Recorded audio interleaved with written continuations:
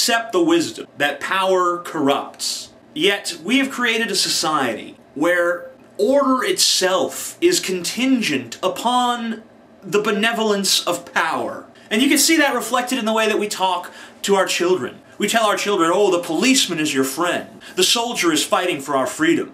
What friend have you ever had that tried to arrest you and lock you in a cage for the rest of your life?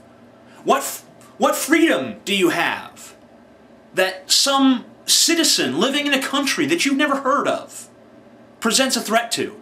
The policeman is not my friend.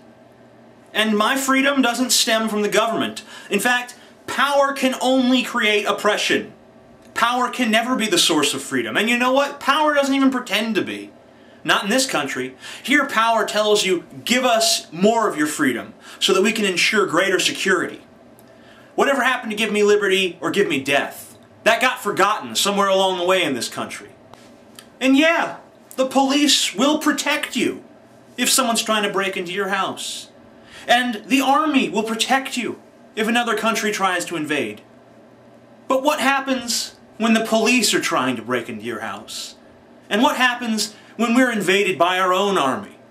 Power doesn't care about your freedom. And it doesn't care about your safety either. The only thing that power cares about is more power. And they'll do anything to get it. They will tell you any lie. Power doesn't have a set of ethics. Individuals with power might have a set of ethics, but power itself has no ethics. And when you're talking about a vast bureaucracy, it doesn't function the way a human being does. It functions as a leviathan.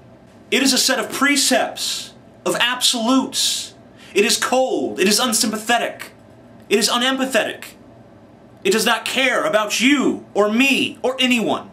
The only thing that it cares about is the furtherance of its own power and the continuation of its own existence. So as long as we have police prowling our streets and army bases punctuating our countryside, you will never be secure and you will never be free.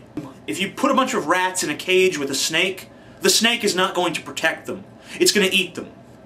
By the same token, when you create a leviathan in order to maintain order, the only order you wind up maintaining is the order of the strong oppressing the weak.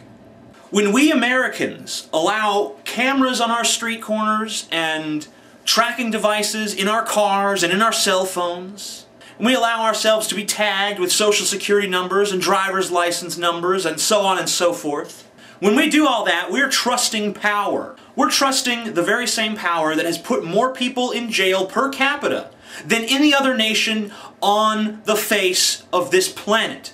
We are trusting the very same power that led us to quagmires in Vietnam and in Iraq. We're trusting the very same power that put its own citizens in internment camps in the 1940s because of their racial ancestry. We're trusting the very same power that throws the lives of our sons and our daughters and our friends and our neighbors away in foreign countries for no-bid contracts and regional supremacy. We're trusting the very same power behind COINTELPRO and the Patriot Act. We are the rats trusting the snake not to eat us.